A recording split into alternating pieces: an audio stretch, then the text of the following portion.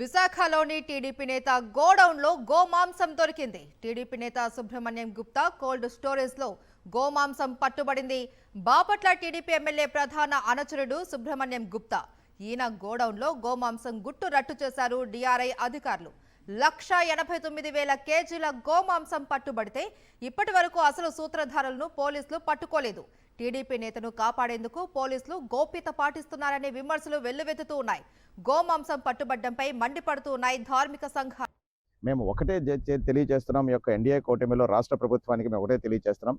చంద్రబాబు నాయుడు గారు భారతీయ జనతా పార్టీ అంటే కొంచెం ధార్మికంగా, కొంచెం హిందూ సాంప్రదాయ ప్రకారంగా, కొంచెం అన్ని రకాలుగా మేళవించి ఉన్నటువంటి పార్టీగా మేము భావిస్తున్నాం. కాబట్టి దయచేసి దీన్ని మీరు దృష్టిలో పెట్టుకుని కేవలం ఒక డెవలప్మెంట్ భాగమే కాకుండా సాంప్రదాయాల, సంస్కృతులు, హిందూ సాంప్రదాయాలు కూడా విలువనిచ్చే విధంగా ఉండాలి అని చెప్పేసి మీ ముఖంగా నేను తెలియజేస్తున్నాను.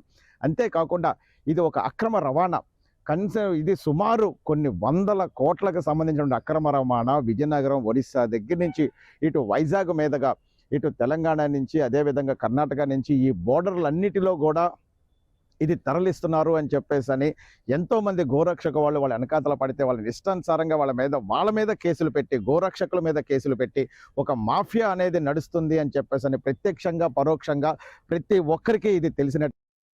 అసలు ఈ గోవుల్ని ఎక్కడ వధించారు?